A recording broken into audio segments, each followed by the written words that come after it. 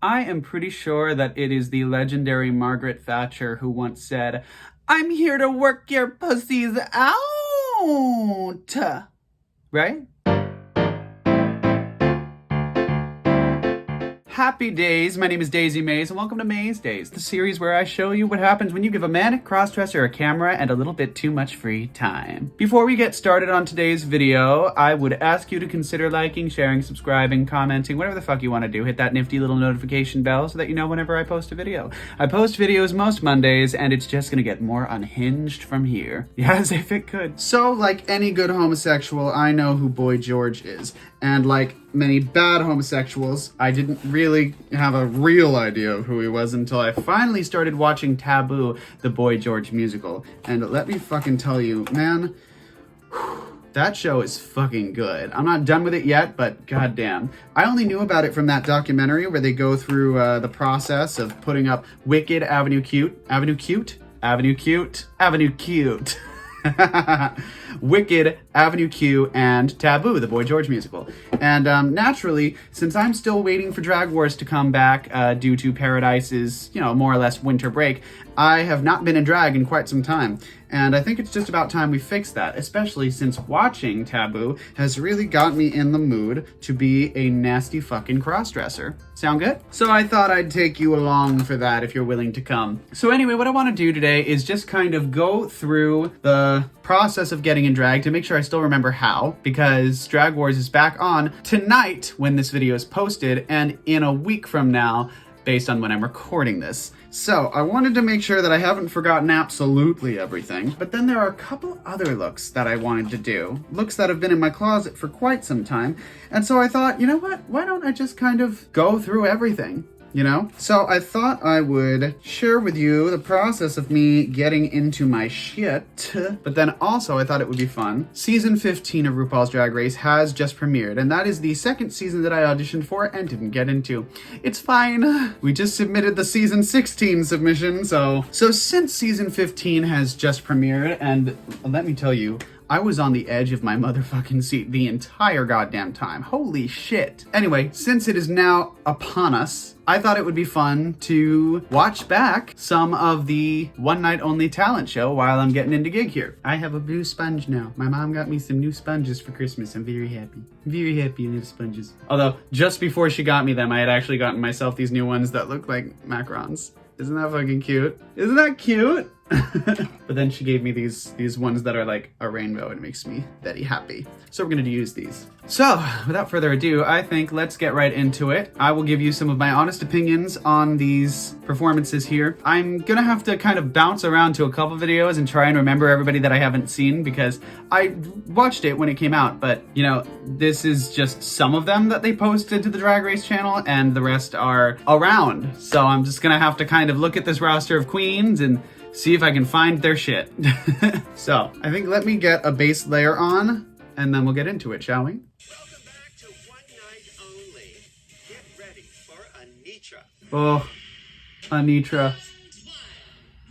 You already know. Can we talk about this? That is how you do a fucking opening performance. Anywhere, not just on Drag Race, but anywhere. She started with what you were expecting and did it flawlessly, executed it in such a pristine way. But then she also fucking threw in the things that she can do that nobody else does. That is my favorite part about the show, is that there's always an opportunity for you to present something that has never been seen before, simply because not nobody's thought about it, but nobody thought it would be a good fit. And that's simply not true. I forgot to put on primer, and we're just gonna ignore that. Just a lonely little girl, just sitting in her bedroom, doing her makeup, trying to feel pretty. Keep trying, bitch.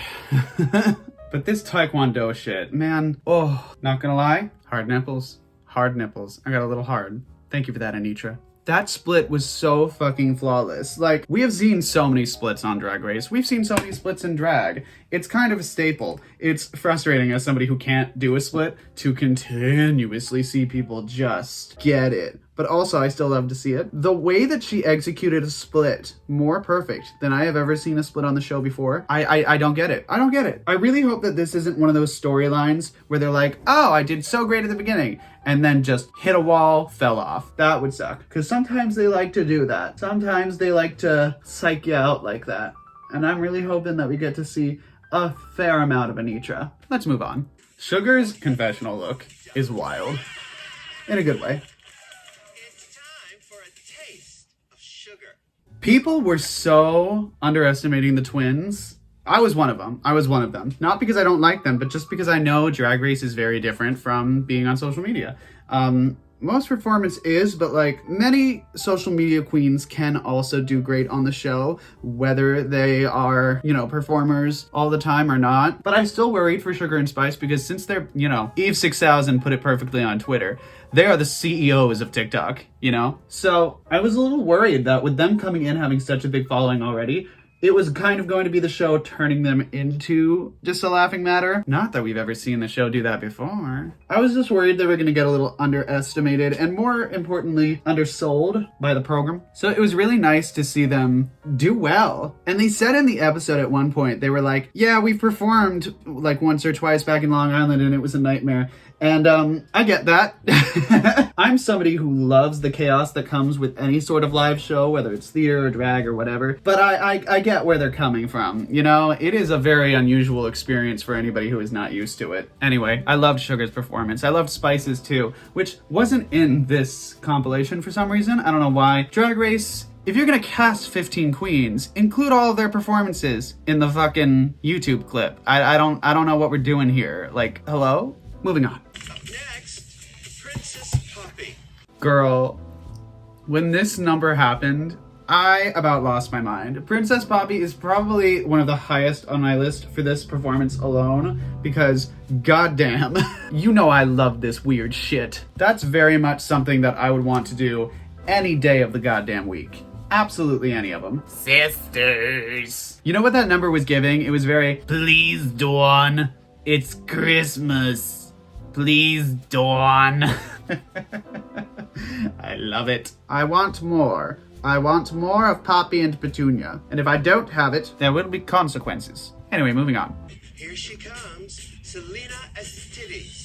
I got nothing against Selena, but what I do have a problem with is the fact that everybody and their grandmother has prepared a song and is performing it. I think somebody asked Willow Pill at the Roscoe's party if she thinks that Cornbread set that up, and I'm like, no, this has been a thing since All Stars 2, when Alyssa had that fucking number, and then Shangela did it in All Stars 3.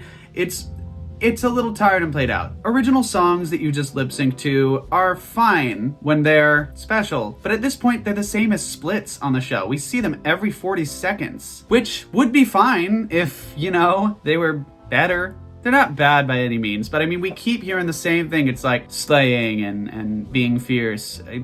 This is why I'm standing Princess Poppy right now, because that was original as fuck.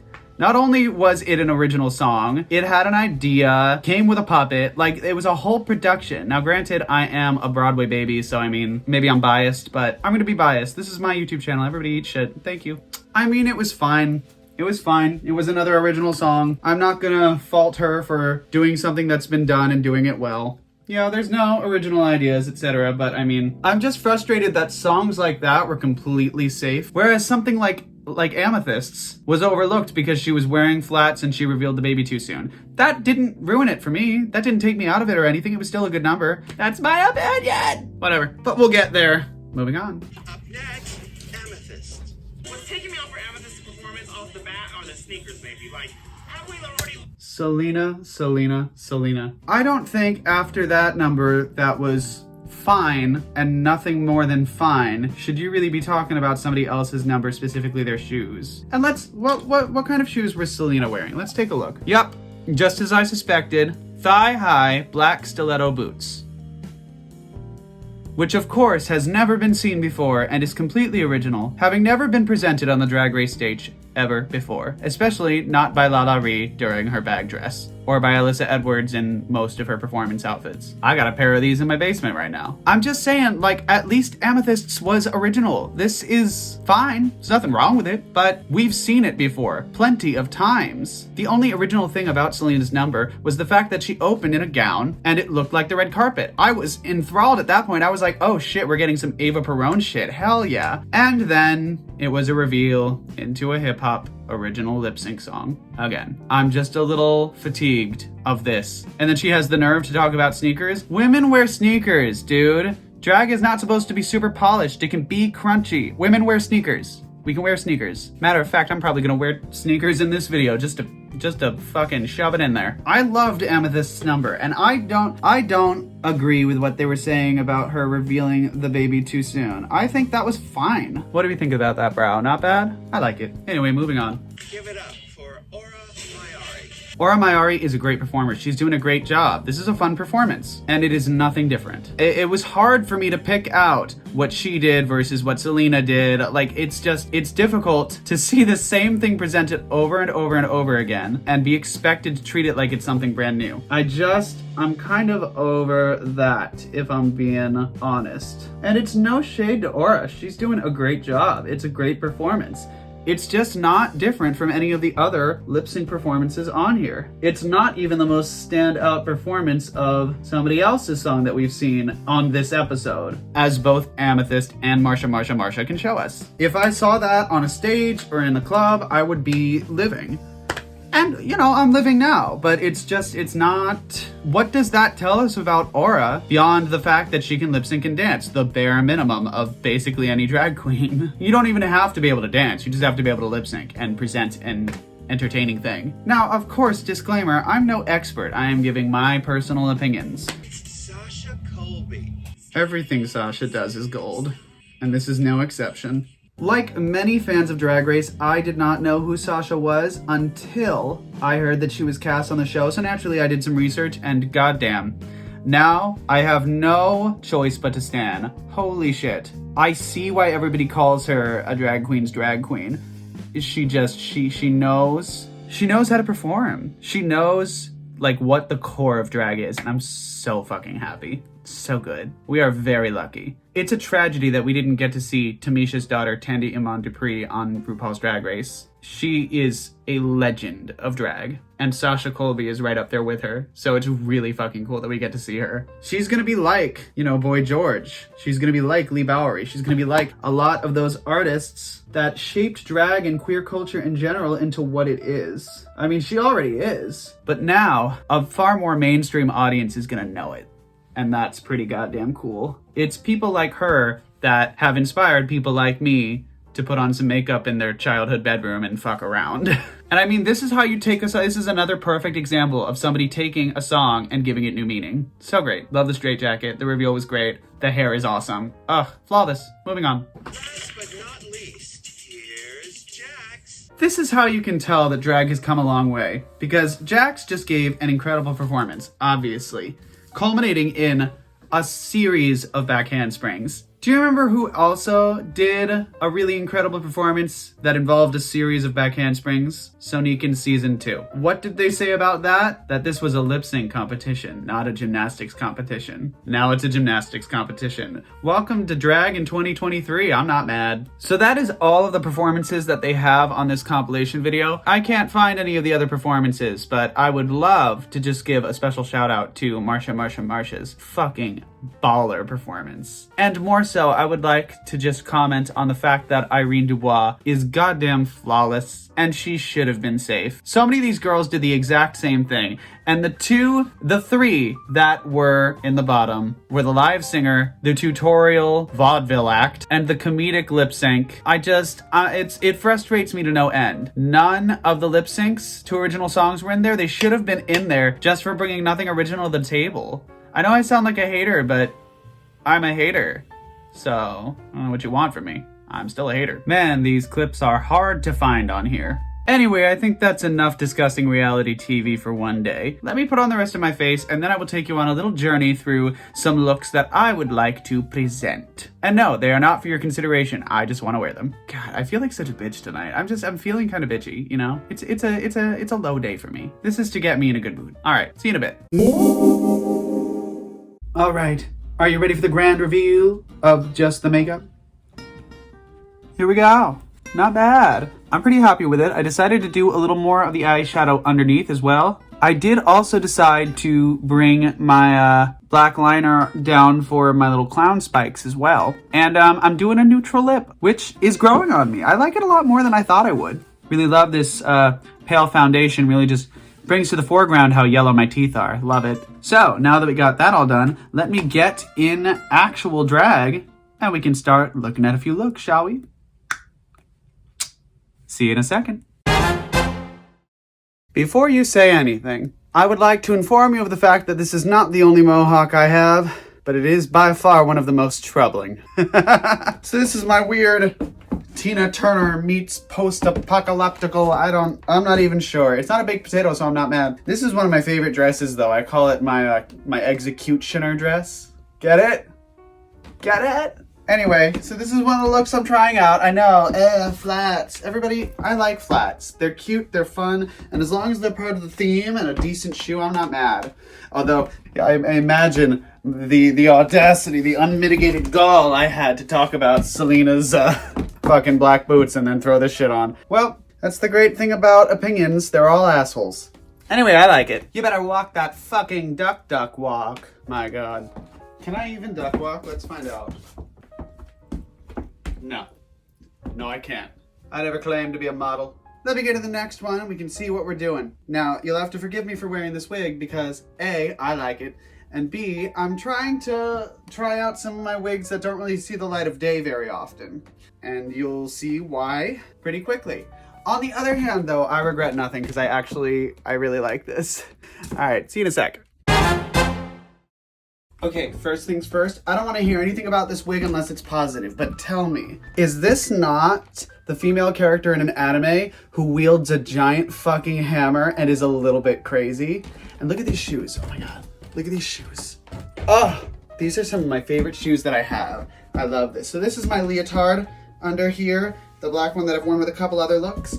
And then I did a skirt over it. And this is the first of a couple looks that are gonna use that tactic. But I'm like very into this. I would do this hair with like really crazy than I usually do makeup. And like brightly colored stars and hearts and shit, very Harley Quinn. And then I would probably do a brighter skirt than this. I would do these shoes and then I would do like a giant fucking hammer prop or something, which I could totally make. I definitely see that for me.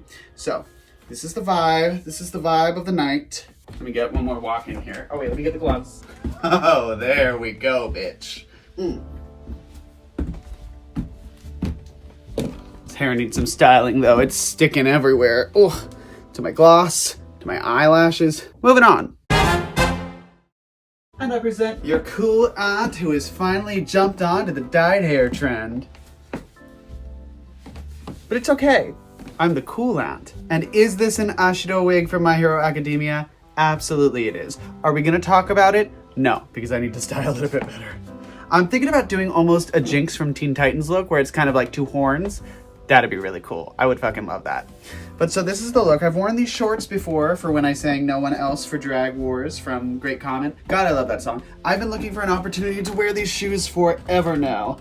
I got them from like a Shoe Depot or like a Payless that was going out of business, so they were on clearance. I got another pair with them, my black sparkly ones, which I'll show some other time. But anyway, this is me not corseting too and just padding.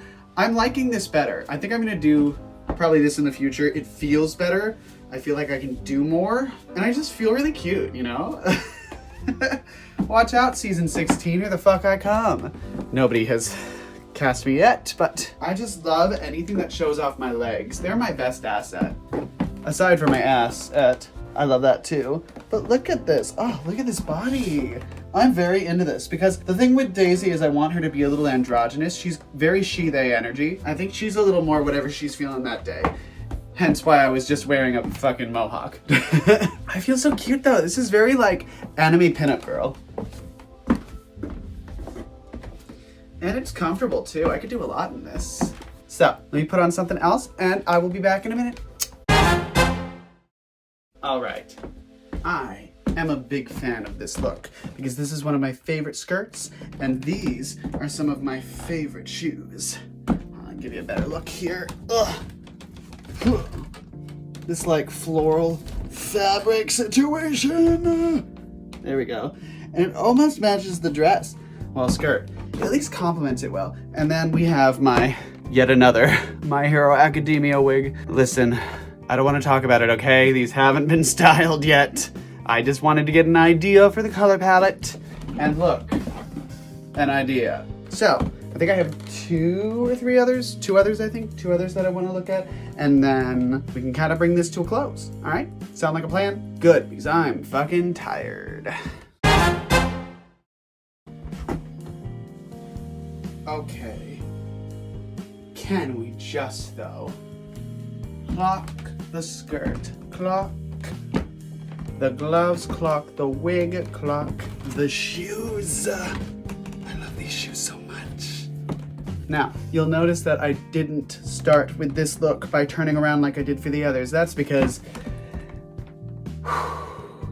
it's not fixed yet. Okay, we'll get there when we get there. Okay, but otherwise, quite happy with this. Oh, wasn't sure how I was gonna feel about this skirt, and I feel very good about this skirt. Oh, this is a look I plan on bringing places, because this is it. Watch me watch this back and be like, oh, how ugly. But you know what? I'm feeling it right now, and that's what we're gonna go off of. All right, I think I have one more look that I want to try, and then I will see you next time. So let's do that, shall we? And last, but certainly not least, and also not really planned, this isn't really that much of a look. I just wanted to try a couple accessories with a base, because I haven't actually gotten to wear this hat yet. And this belt I've only worn with like one other thing, and I wanted to see how it would look sort of as a focal piece. And then I love these shoes so much. So this is kind of my makeshift look. Sort of alien mystique situation almost.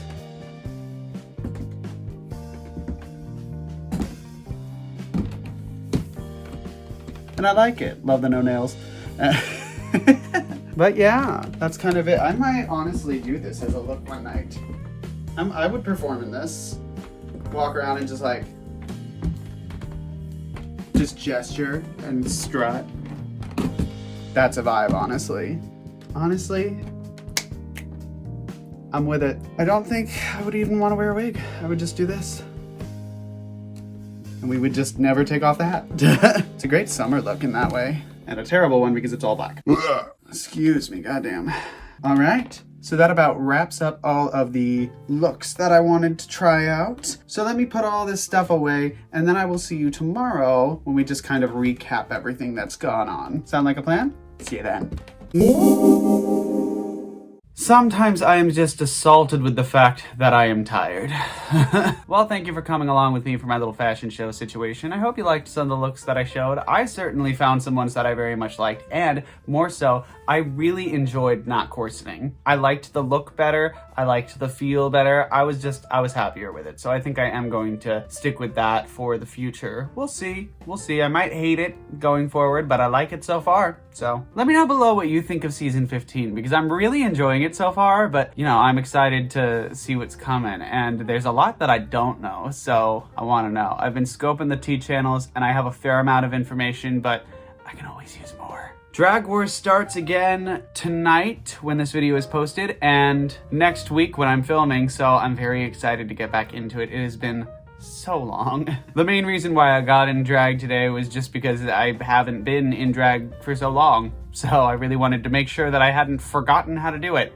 And I think we can all safely say that I never knew, so I'm looking forward to not knowing more in the future. Speaking of the future, if you liked what you saw here, or if you like drag, or if you like me, or if you just want to spite somebody who doesn't like either, feel free to subscribe. Consider commenting, liking, sharing, subscribing, hitting that nifty little notification bell so that you know whenever I post a new video. I post them most Mondays, so, you know, it's just gonna get more unhinged from here. As always, it has been a pleasure. My name is Daisy Mays, and I'm wishing you all some happy days.